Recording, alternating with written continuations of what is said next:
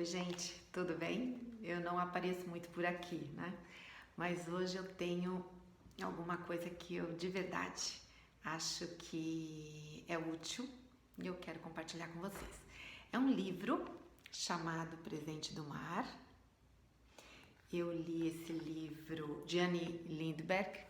Eu li esse livro em mais ou menos 1998 e recentemente uma amiga nova minha que está fazendo uma formação comigo, a Alwira, ela comentou sobre esse livro quando a gente conversava e eu lembrei que eu tinha, e que há muitos anos tinha lido, fui na estante, peguei esse livro e reli agora nas férias. Eu pude passar alguns dias numa praia retirada com a minha família e logo que eu peguei novamente eu pensei, nossa, isso aqui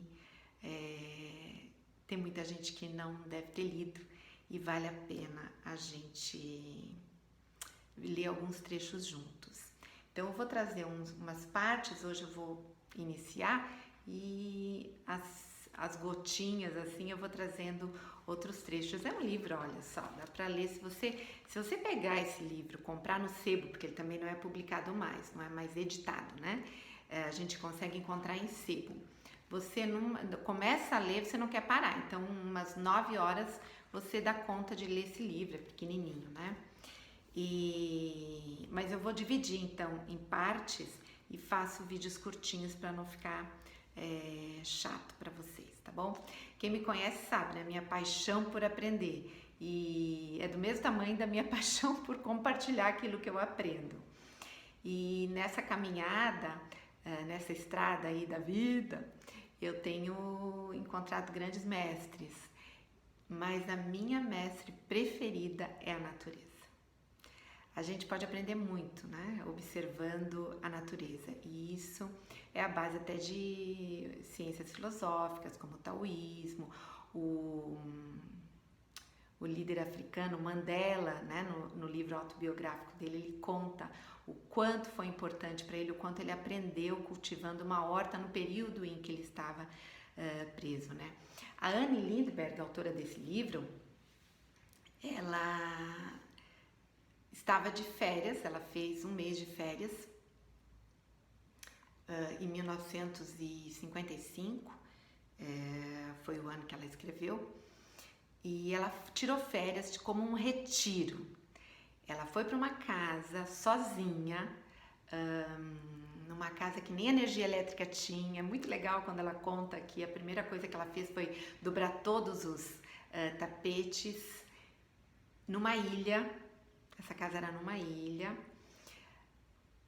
e ela queria ficar sozinha, o que ela chama, né, de solitude, e queria uma vida simples. Ela foi casada, essa mulher, ela tem outros livros, ela foi casada com um aviador famoso, Charles Lindbergh, e ela teve 5 filhos. Então esse também é um dos temas, né, porque ela fala bastante sobre a vida da mulher. É muito interessante nesse livro, se vocês pegarem para ler, além dos trechos que eu vou trazer aqui, como as reflexões que ela fez em 1955, depois ela fez mais um capítulo 20 anos depois, em 75, mas enfim, a ideia, né, do livro, toda a experiência, todas as reflexões que ela traz são de 55, e você lê, eu li em 98 e li agora, é atualíssimo. As questões são sobre, né, o amor, a solidão, a maturidade, a vida da mulher. Então, olha, é um livro lindo, lindo, lindo, lindo. Eu já me apaixonei de cara pelas primeiras palavras aqui no prefácio que tem feito para a edição brasileira pela Beatriz Zampronho. Então esse prefácio eu vou ler para vocês, que é muito lindo, é de 1990, que daí eu não preciso nem falar sobre o livro, né? A Beatriz já está falando. Olha só, ela diz assim: como um barco à vela, Annie nos leva a uma viagem ao nosso interior, em busca da verdadeira essência da vida. Essa viagem, a um só tempo dolorosa, como toda viagem interior é, né? E fascinante, como todo processo de crescimento. É ilustrada pelo mundo marinho, com suas conchas, muita água e uma ilha. Lá, bem distante das pressões do dia a dia, do tumulto da cidade e da cultura, a mulher é guiada pela natureza para resgatar sua essência perdida. Durante a viagem, ela é confrontada por uma inevitável solitude, pela necessidade de quietude e simplicidade, pelas dificuldades e perspectivas da relação entre o homem e a mulher. Segundo as palavras de Anne, isso é muito lindo. A mulher é, enfim, confrontada pela necessidade de amadurecer por si, não apenas para a sua própria salvação, mas talvez até mesmo para a salvação da humanidade. Ai, que coisa mais linda! Sim, ela faz nesse livro, a Anne, a analogia entre conchas do mar. Até peguei uma aqui para vocês. Eu fui rever as minhas conchas. Eu tenho uma coleção de conchas e eu não lembro se essa coleção começou, realmente eu não tenho lembrança se essa coleção começou a partir da leitura em 1998. Eu acho que não, porque eu sempre gostei muito de mar, gosto de praia e eu coleciono conchas que eu ganhei, que eu catei, enfim, né? É pequenininha a minha coleção, mas eu fui lá catar o que eu tinha. E essa aqui, por exemplo, que é a concha pera, ela faz uma analogia com a forma que a vida da gente vai tomando ao longo do percurso. É o segundo capítulo, mas eu vou começar pelo primeiro capítulo, que é então sobre a praia. Ai, a praia. Quem não gosta de praia? Devia ter, né? Quem não gosta de praia, bom sujeito não é. Olha que coisa mais linda. Eu vou ler só esse pedacinho e acabo o vídeo, tá bom? Para não ficar demais. A praia não é um lugar para se trabalhar, ler, escrever ou pensar. Deveríamos nos lembrar disso nos anos anteriores. Dos anos anteriores. Deveríamos nos lembrar disso dos anos anteriores. Muito quente, muito úmida, muito macia para qualquer disciplina intelectual ou altos voos espirituais. Mas nunca aprendemos. Cheios de esperança, levamos nossa sacola de palha desbotada, cheia de livros, papéis. Na época ela escreveu, né? Então era isso, né? Que a gente carregava na bolsa, né? Longas cartas não respondidas. Não mais, na época a gente escreve carta. Agora é mensagem por WhatsApp. Lápis bem apontados, listas e boas intenções. Os livros permanecem fechados. As pontas dos lápis se quebram e os blocos continuam com folhas limpas como um céu claro sem nuvens. Nenhuma leitura, nenhum escrito, nenhum pensamento. Pelo menos no começo. A princípio, o corpo cansado toma conta por completo, como se estivéssemos a bordo de um navio. Caímos numa apatia profunda, rebelamo-nos contra a nossa própria mente, contra todas as decisões inadiáveis, voltando aos ritmos primitivos da beira-mar. As ondas altas na praia, o vento nos pinheiros, o bater de asas das garças do outro lado das dunas. Tudo isso abafa o ritmo frenético da cidade, com seus compromissos de hora marcada e suas obrigações. Ficamos como que enfeitiçados pelas ondas, pelo vento, pelas garças.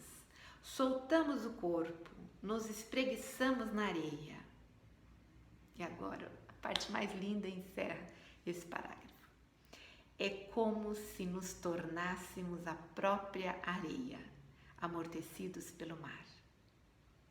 Expostos, abertos, vazios, como a praia. Deixamos que as marés apaguem nossas marcas passadas. De repente, não dá para resistir, vou ler mais um pedacinho. De repente, uma manhã qualquer da segunda semana, a mente desperta, renasce para a vida outra vez. Não no sentido urbano, mas no sentido marinho. A mente, ela começa então a flutuar, a se mexer, a fazer movimentos suaves e negligentes, como as ondas preguiçosas que se quebram na praia. Nunca se sabe que possíveis tesouros essas ondas inconscientes vão lançar a areia branca e suave do consciente. Talvez uma pedra redonda de formato perfeito, ou uma concha rara do fundo do mar. Talvez uma concha pera, uma concha lua, ou até mesmo um argonauta. E lá adiante nos capítulos ela vai fazendo analogia entre esses tipos de conchas e estágios da vida de uma mulher. Mas esses tesouros não devem ser procurados, muito menos desenterrados. Nada de escavar o fundo do mar. Isso frustraria nosso objetivo. O mar não recompensa os que são por demais ansiosos, ávidos ou impacientes. Escavar tesouros mostra não só impaciência e avidez, mas também falta de fé.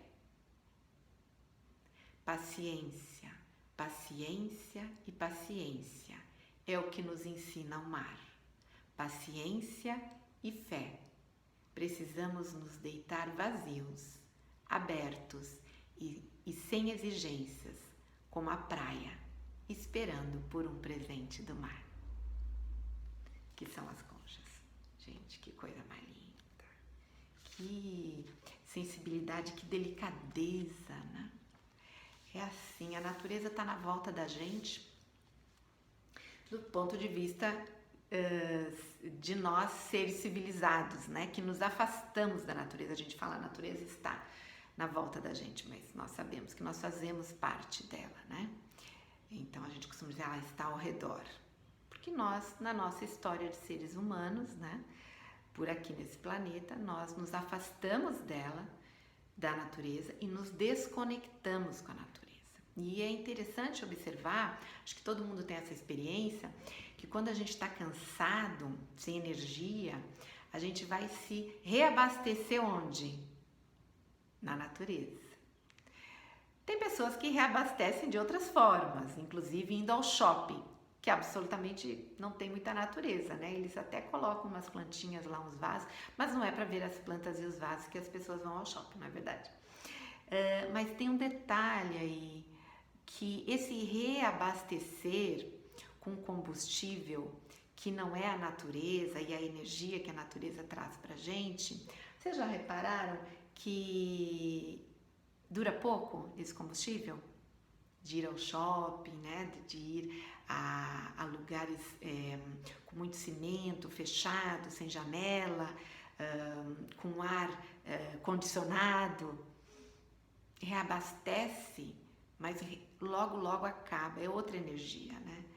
E quando a gente de fato se sente reabastecida é quando a gente está perto da natureza ou na natureza, enfim. Observem isso. E também algo interessante que aconteceu agora, né, no nosso ano aí em pandemia, de isolamento social, sem poder sair de casa, é que muita gente começou a se dar conta que não precisa estar na chácara, embora algumas pessoas, muitas, né? Algumas, no caso do Brasil, a gente fala muitas porque no Brasil o número sempre é grande, né? Muitas pessoas, mas em relação ao todo, poucas pessoas, né?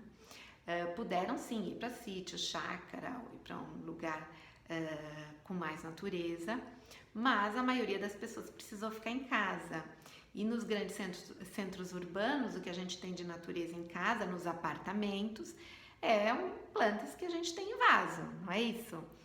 E muitas pessoas perceberam que até cuidando de planta em vaso, a gente se reabastece. E o quanto a gente consegue aprender observando essas plantas, pequenas plantinhas. A gente consegue aprender sobre o movimento cíclico, o ritmo de desenvolvimento, a pulsão natural, né? Pela consciência que as plantas têm. não é? O Joseph Campbell, na entrevista que ele dá pro Bill Moyers, no Poder do Mito, que depois virou aquele DVD com as entrevistas, é o Poder do Mito, né? Que gerou o livro e que tem em vídeo também essa entrevista.